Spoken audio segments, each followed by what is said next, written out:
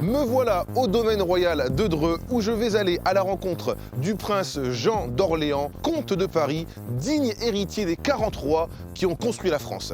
Et vous savez quoi? C'est un petit peu mon cousin aussi. Oui, parce que dans sa famille, il y en a qui sont nés dans mon coin, en Thiérache, et entre Thiérachiens, on est cousins, voilà.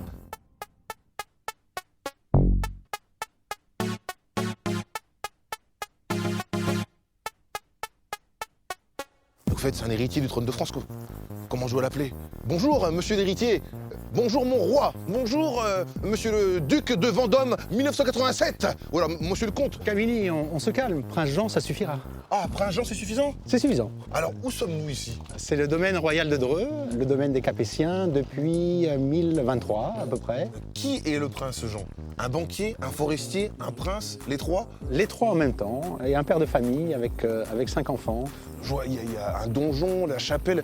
Qu'est-ce qu'on y trouve dans le domaine ici? Si on part du plus ancien au plus moderne, donc vous avez la forteresse dont vous voyez un certain nombre de tours, plus cette base de donjon qui s'élevait nettement plus haut, avec plusieurs étages qui permettaient de voir assez loin. Ensuite, évidemment, vous avez la chapelle, mais on peut, si on voit derrière nous, on a la maison Philidor, et puis ce bâtiment un peu plus moderne, 19e, l'évêché, qui est là parce qu'il a abrité un évêque à la retraite. Parlez-moi un petit peu de votre lien affectif avec la chapelle. On a dans cette chapelle l'ensemble des membres de la famille qui sont enterrés depuis le roi Louis-Philippe et puis un peu avant jusqu'à aujourd'hui. Mon père et puis mon frère aîné François qui est décédé en 2017.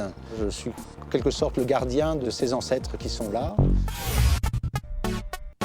C'est impressionnant. Voilà, c'est la chapelle.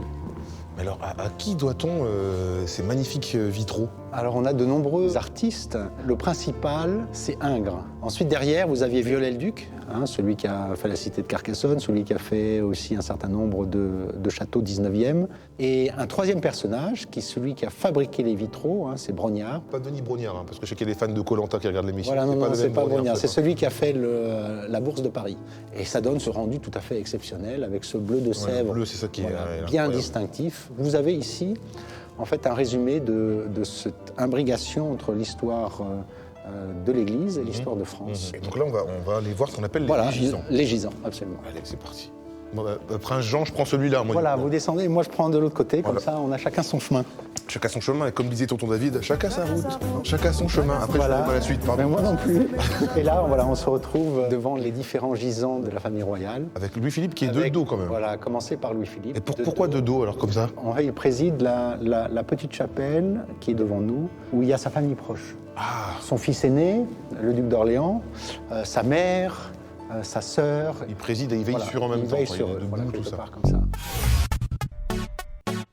Camille, vous arrivez par là? Eh oui, comme vous m'avez appris, chacun sa route, chacun son chemin. Voilà, l'essentiel c'est de se retrouver. C'est ça. Moi aussi, je suis un prince. Je suis le prince de Oui, Marie. il me semble, oui. On est des grands fans. Ça me ferait extrêmement plaisir si vous pouviez me chanter Marie Gaumont live. En live? Ok. Bah, je vais chanter pour un prince. Et maman, t'as vu ça? Je vais chanter pour un prince. Bon, bah écoute, on y va. Je m'appelle Camille. Je viens pas de la Tessie. Je viens d'un petit village qui s'appelle Marly-Gaumont. Oui, bah là, je la chante avec élégance. Je suis avec un prince. Un terrain de basket, 3 jeunes dans le village. Donc pour jouer, c'est pas chouette. Je viens d'un village paumé dans l'Aisne. En Picardie, facilement. 95% de vaches, 5% d'habitants. Et parmi eux, une seule famille de noirs.